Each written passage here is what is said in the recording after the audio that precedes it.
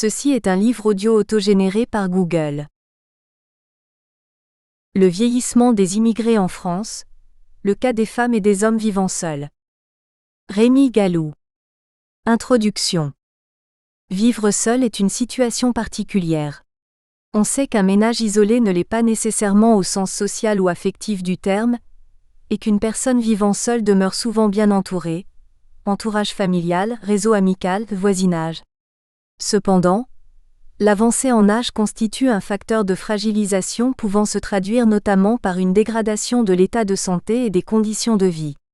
Pour les hommes immigrés qui vieillissent en France, cette question se pose avec une acuité plus grande encore tant il est vrai que pour une part au moins, des membres de la famille, et parfois toute la famille, résident à l'étranger. La situation des hommes immigrés vivant seuls en France ainsi que leurs conditions de vieillissement sont mieux connues que celles des femmes immigrées isolées. Au sein de ce groupe, la situation la plus connue est certainement celle de ces hommes, le plus souvent originaires d'un pays du Maghreb ou d'Afrique subsaharienne, qui ont été logés en foyer dès leur arrivée en France et qui, 3 ou 4 décennies plus tard, y vivent toujours. Le sujet est complexe car d'un côté, ces hommes ont vieilli sur place dans des conditions de logement précaires, chambres individuelles mais installations sanitaires et cuisine collective, confort limité, règlements intérieurs contraignants, est devenu inadapté à une population qui avance en âge et qui rencontre des problèmes croissants de handicap et de dépendance. D'un autre côté, l'attachement au foyer, au groupe constitué de proches, de semblables existe, tout comme existe un réel attachement à la France. Ces hommes finalement se sont, ou se disent habitués à cette vie de célibataire, la plupart conservant des liens plus ou moins étroits avec leur famille restée au pays, mais ne concevant pas, une fois atteint l'âge de la retraite, de retourner vivre définitivement dans ce pays d'origine. La solution aux difficultés grandissantes rencontrées par les occupants de ces foyers semble résider dans la recherche d'un équilibre entre la réhabilitation des lieux et le respect de la vie sociale, permettant ainsi aux résidents de se maintenir sur place. Il s'agit finalement de favoriser le maintien à domicile, comme c'est le cas pour l'ensemble de la population vieillissante en développant l'accès aux soins et aux droits sociaux. La situation des femmes isolées immigrées qui vieillissent en France est bien moins connue. Célibataires, veuves, séparées ou divorcées, elles sont nombreuses à vivre seules et rien ne permet d'affirmer que leur situation, en termes de conditions de vie, de niveau de revenus, de santé ou de relations sociales, soit meilleure que celle de leur vis-à-vis masculin. Une part non négligeable de celles qui, ayant connu une carrière professionnelle brève ou hachée, et parfois pas de carrière du tout, bénéficient d'une faible pension de retraite, éventuellement réduite en cas de veuvage à la pension de réversion. Pour ces femmes, on peut faire l'hypothèse que s'instaure une certaine dépendance vis-à-vis du reste de la famille et principalement des enfants, leur réseau social étant bien souvent plus restreint que celui des hommes. La connaissance des caractéristiques et des comportements des ménages immigrés vieillissants en France ont rarement fait l'objet d'une enquête à part entière. L'enquête Passage à la retraite des immigrés réalisée par la CNAV en 2003 comble en partie cette lacune. Les informations portant sur les immigrés âgés de 45 à 70 ans ainsi que sur leur ménage y sont abondantes. De plus, la sélection de la tranche d'âge des 45 à 70 ans permet de saisir la diversité des situations sociales des immigrés vivant en France, avant, pendant et après l'âge de la retraite. Présentation de l'enquête Passage à la retraite des immigrés. L'enquête sur le vieillissement et le passage à la retraite des immigrés en France, PRI, a été menée en 2003 sur une population immigrée de 45 à 70 ans résidant en France, définie par le lieu de naissance, hors de France, et la nationalité de naissance, non française, ce qui n'exclut pas les Français par acquisition de la nationalité mais exclut les Français nés à l'étranger. Cette enquête individuelle avait pour objectif l'étude des processus de passage de la vie active à la retraite des immigrés, des projets de retraite, des parcours de vie, migratoires, professionnels et familiales. Elle a été réalisée dans 12 régions de la France métropolitaine, regroupant 90% de la totalité de la population cible. L'échantillon final est constitué de 6211 personnes vivant en ménage ordinaire. Les personnes immigrées vivant en foyer ne font donc pas partie de l'échantillon. L'enquête apporte des informations socio-démographiques et économiques concernant la personne interrogée, ainsi que sur son histoire migratoire, son entourage familial et son réseau social. Les aides et les transferts économiques dont elle est le centre sont également recensés. Des questions portent sur les attitudes et opinions sur la retraite, le rapport à la famille, à la religion, à la société d'accueil et au pays d'origine. En ce qui concerne l'origine des migrants, seuls les pays les plus représentés pourront faire l'objet d'une étude spécifique. C'est le cas des immigrés originaires des 3 pays du sud de l'Europe, Espagne, Italie et Portugal, et du nord de l'Afrique, Algérie, Maroc et Tunisie. La Turquie peut également être distinguée pour certains traitements globaux. Les autres pays sont quant à eux regroupés par grandes zones géographiques.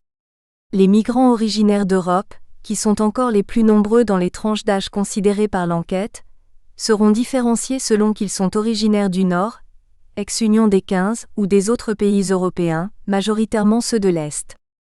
Le choix des 45 à 70 ans cible la période de la vie mature, le passage à la retraite et les quelques années qui suivent.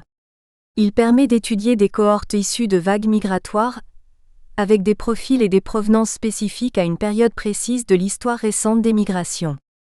Le seuil de 45 ans permet ainsi d'inclure des ressortissants d'Afrique noire, dont la structure d'âge est plus jeune que celle des Européens de migration plus ancienne. Celui de 70 ans permet d'éviter de déséquilibrer l'échantillon dans le sens d'une très faible minorité de ressortissants d'Afrique et d'Asie, et d'une très large majorité d'Italiens et d'Espagnols. 1. Caractéristiques et trajectoires des immigrés résidant en France. 1.1. L'âge, le sexe et les origines géographiques des immigrés de 45 à 70 ans. Quelques aspects spécifiques à la population immigrée âgée de 45 à 70 seront rappelés ici, un travail récent approfondi ayant déjà fait l'objet d'une publication. Le tableau 1 détaille les effectifs immigrés des hommes et des femmes par tranche quinquennale de 45 à 70 ans. Hommes et femmes immigrés sont également représentés aujourd'hui en France, après une longue période de surreprésentation masculine dont la trace se repère encore au sein des 50 à 70 ans. Tableau 1. Répartition des immigrés selon l'âge à la migration et le lieu de naissance. La structure par âge des immigrés selon le pays d'origine reflète d'une façon assez nette les phases de l'histoire de l'immigration en France. Les différentes vagues vieillissent à des rythmes spécifiques et sont distinctes selon que l'on considère les hommes ou les femmes. Le graphique 2 donne un aperçu de ces évolutions. Chez les hommes, les personnes originaires d'Algérie, d'Italie et d'Espagne et des autres pays d'Europe sont plus représentées parmi la tranche d'âge élevée, 60 à 70 ans, que chez les actifs, 45 à 59 ans. Inversement, ceux qui proviennent du Portugal, du Maroc, d'Afrique et d'Asie sont proportionnellement mieux représentés aux âges actifs. Pour les femmes, la répartition suit à peu près la même logique, à l'exception notable des femmes originaires d'Algérie, bien plus nombreuses parmi les 45 à 59 ans que parmi les 60 à 69 ans. Graphique 1. Répartition des immigrés selon la tranche d'âge et le lieu de naissance. Source enquête PR-ICNAV 2003. Cette analyse de la structure par âge permet également de poser des hypothèses. Ainsi, le cas des hommes d'origine algérienne correspond-il davantage à un vieillissement massif des générations qui ont migré dans les années 50 et 60, au faible renouvellement des jeunes migrants ou au maintien quasi général des personnes en France, une fois l'âge de la retraite atteint? La situation des immigrés d'origine portugaise est-elle au contraire le fait d'une arrivée plus tardive des migrants, ou d'un départ massif des personnes à l'âge de 60 ans? L'étude de la structure des populations par âge ne donne qu'une description partielle des processus socio-démographiques en cours. Ainsi, la faible représentation d'une population immigrée dans les tranches d'âge plus élevées peut être le résultat d'une migration récente et d'un vieillissement encore peu visible, ou bien d'un départ, retour au pays, massif des individus à l'heure de la retraite. À l'inverse, une présence marquée dans les âges élevés peut révéler à la fois l'ancienneté du courant migratoire et le faible renouvellement de celui-ci, ainsi que le maintien en France de cette population. C'est l'étude des perspectives résidentielles permettra d'approfondir cette analyse. 1.2. Éléments de trajectoire résidentielle. L'enquête Passage à la retraite des immigrés, PRI, s'intéresse aux éléments de la trajectoire individuelle des immigrés en interrogeant notamment les personnes sur leur âge à la migration et les motifs l'ayant suscité. Afin de mieux saisir le contexte dans lequel la migration s'est réalisée, nous en rappelons les principaux éléments constitutifs. L'étude des motifs de migration montre que dans la grande majorité des cas, deux motifs se détachent. Tout d'abord, un tiers des personnes citent la volonté de trouver un travail, de fuir le chômage ou la pauvreté. Ensuite, 30% évoquent la volonté de suivre ou de rejoindre le conjoint ou la famille. Suivent les motifs liés à l'insécurité au pays d'origine, les troubles, les guerres, les menaces. 12%. Les autres raisons professionnelles, les propositions d'emploi, mutations sont citées dans 9% des cas. Cependant, l'étude des motifs d'immigration montre de nettes différences selon le sexe, graphique 2. Le regroupement familial est de loin la raison prépondérante pour les femmes, tandis que la recherche d'un emploi l'emporte largement pour les hommes. Graphique 2. Répartition des immigrés de 45 à 70 ans selon le sexe et le motif de la migration. Source enquête PRI CNAV 2003. Les différentes causes sont inégalement réparties selon les pays d'origine. Les immigrés qui ont fui l'insécurité viennent principalement d'Asie, dont 48% les originaires citent ce motif, et d'Algérie. D'autres, moins nombreux, ont aussi voulu échapper à la répression ou à la guerre. C'est le cas d'Africains, d'Européens de l'Est et aussi de Portugais qui ont quitté leur pays sous Salazar ou au moment des guerres coloniales. La recherche de travail est le plus souvent invoquée par les femmes de l'Europe du Sud, davantage que par les hommes, et aussi par les hommes du Maghreb. Les autres raisons professionnelles, mutations, opportunités, sont surtout données par les Européens du Nord qui sont aussi parmi les plus nombreux à être venus pour faire des études, également à invoquer les autres motifs. Les migrations pour études sont fréquentes parmi les Africains et les Asiatiques. 1.3. Les situations résidentielles des immigrés. Pour mieux connaître et comprendre les comportements résidentiels des immigrés, l'étude des ménages au sein desquels ils vivent est indispensable. L'enquête PRJ permet de cerner les types de ménages immigrés et de les mettre en relation avec leurs caractéristiques résidentielles. L'étude de la composition des ménages immigrés en 5 types principaux donne une vision d'ensemble de la population. Décliner les types de ménages immigrés selon les origines géographiques permet d'affiner une vision globale un peu sommaire et de respecter le caractère hétérogène des populations migrantes. Ce sont les ménages originaires du continent africain et de Turquie qui sont les plus majoritairement constitués de familles. Les couples sont pour leur part surreprésentés parmi les personnes originaires de pays d'Europe. Il faut cependant noter quelques particularités, notamment la surreprésentation des hommes vivant seuls originaires d'Algérie, population qui a été logée dans les foyers de travailleurs et qui y vieillit aujourd'hui, de nombreuses cohabitations chez les personnes originaires de pays d'Asie ainsi que les faibles proportions d'isolés d'origine portugaise. Graphique 3. Répartition des types de ménages immigrés selon les lieux de naissance.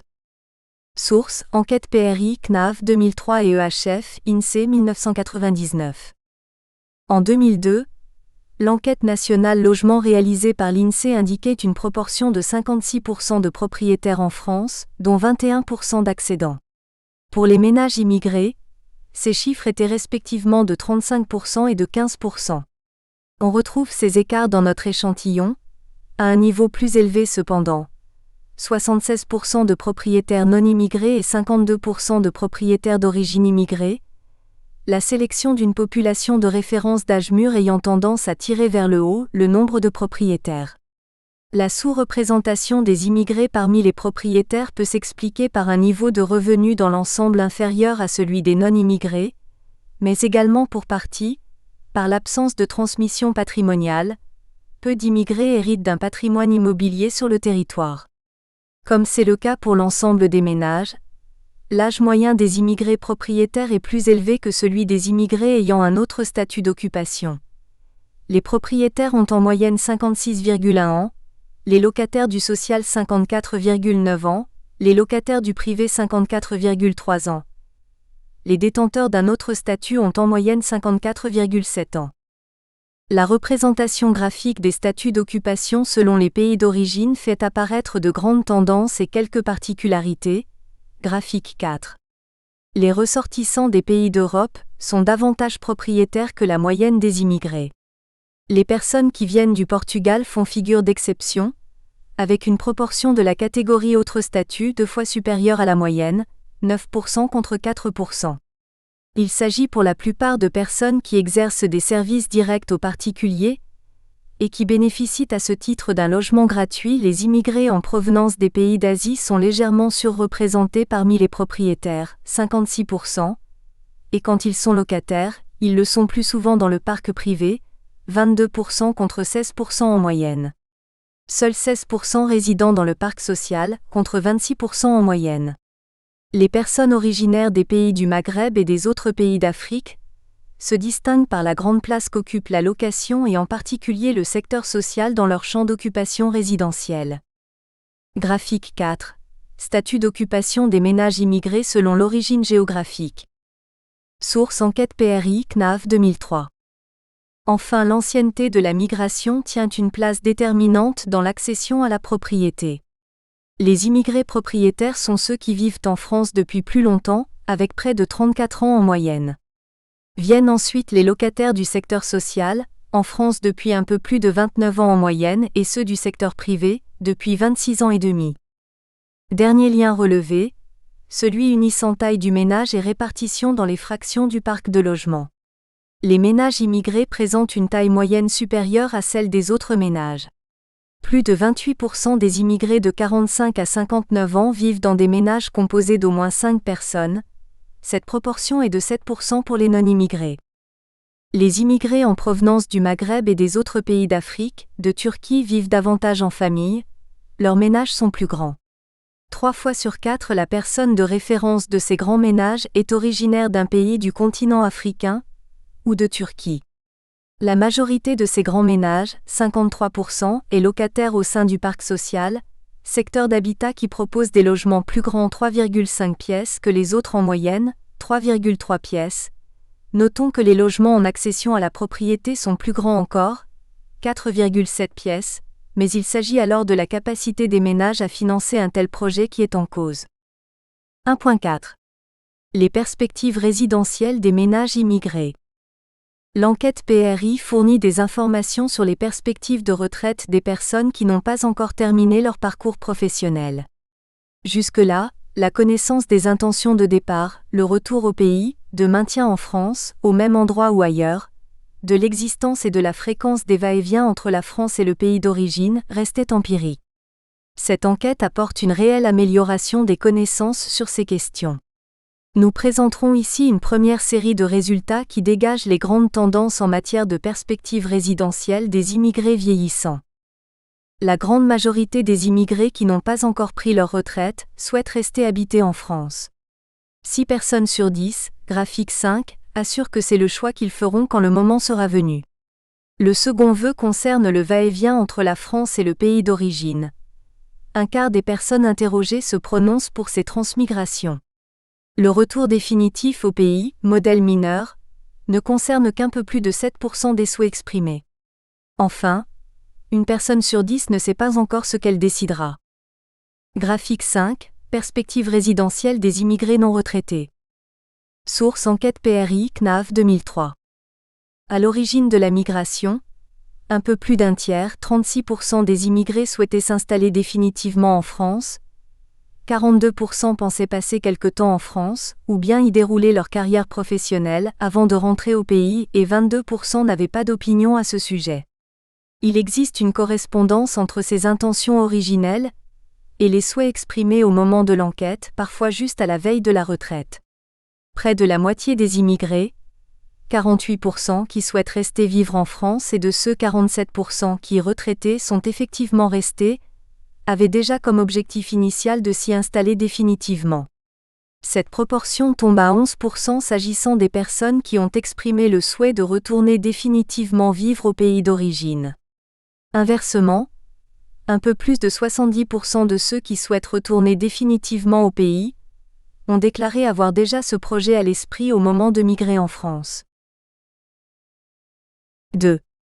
La situation des femmes et des hommes immigrés qui vivent seuls en France. Étant donné les écarts d'espérance de vie entre hommes et femmes et les conditions de la migration des générations de migrants approchant ou ayant atteint l'âge de la retraite, les hommes ont plus souvent émigré seuls et pour travailler, alors que les femmes ont émigré le plus souvent pour rejoindre un conjoint. Les hommes isolés sont moins veufs que célibataires ou séparés divorcés comparés aux femmes. Ils vivent seuls depuis plus longtemps en moyenne que les femmes et, contrairement à celles-ci, l'avancée en âge ne s'accompagne pas dans les mêmes proportions d'un changement de statut matrimonial, de la vie de couple vers la vie en solitaire. En 1999, le recensement général de la population indiquait que la proportion d'hommes immigrés vivant seuls était stable avant et après 60 ans. 11% des 45 à 59 ans et 10% des 60 à 70 ans. Or, cette proportion double dans le cas des femmes immigrées isolées, passant de 8% avant 60 ans à 20% après. Ces écarts sont essentiellement dus au fait que les hommes sont moins exposés au veuvage que les femmes. Le retour au pays à l'âge de la retraite de certains isolés peut également contribuer à leur moindre représentation parmi les plus de 60 ans. Il en va de même dans la population non immigrée. Les hommes isolés constituent 12% des ménages dont la personne de référence a entre 45 et 59 ans, et 14% des 60 à 70 ans tandis que la proportion de femmes isolées passe de 14% à 26%. Graphique 6. Répartition par âge des femmes et des hommes immigrés vivant seuls. Source enquête PRI CNAV 2003. 2.1. Les profils migratoires des immigrés vivant seuls de 45 à 70 ans. Les caractéristiques des hommes et des femmes immigrés vivant seuls se distinguent les unes des autres, reflétant en partie l'histoire des courants migratoires en France depuis plusieurs décennies. Les vagues d'immigration européenne, plus anciennes que l'immigration maghrébine ou africaine, sont davantage représentées par les femmes. Celles-ci, plus âgées en moyenne que les hommes, une femme isolée sur 3 a au moins 65 ans alors qu'à peine un homme sur 4 est dans ce cas, sont dans plus de 70% des cas originaires de pays européens, dont 46% des 3 pays au sud de la France, l'Italie, l'Espagne et le Portugal. Les hommes isolés, eux, viennent tout autant d'un pays du continent africain, 45% dont la moitié d'Algérie, que d'un pays européen, 47%. Graphique 7. Femmes et hommes immigrés vivant seuls selon le lieu de naissance. Source enquête PRI CNAV 2003. L'étude des motifs de la migration montre que les hommes et les femmes ne sont pas venus pour les mêmes raisons en France. Les hommes sont venus avant tout pour trouver du travail et fuir la pauvreté, 44%. D'autres, 20%, ont fui le danger ou l'insécurité qui régnait dans leur pays et les menaçait directement ou indirectement.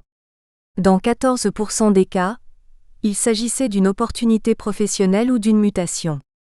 Seuls 13% ont migré pour rejoindre de la famille en France. Or, c'est précisément ce motif qui a le plus souvent été le moteur de la migration pour les femmes, puisque 43% d'entre elles sont venues en France pour rejoindre le conjoint ou un autre membre de la famille. Près du tiers, 30% sont venus pour trouver un travail et fuir la pauvreté. 11% ont émigré en France dans le cadre d'une opportunité professionnelle, 9% pour être indépendantes. Nous espérons que vous avez apprécié cet aperçu. Pour continuer à écouter ce livre audio sur Google Play Livres, utilisez le lien dans la description de la vidéo.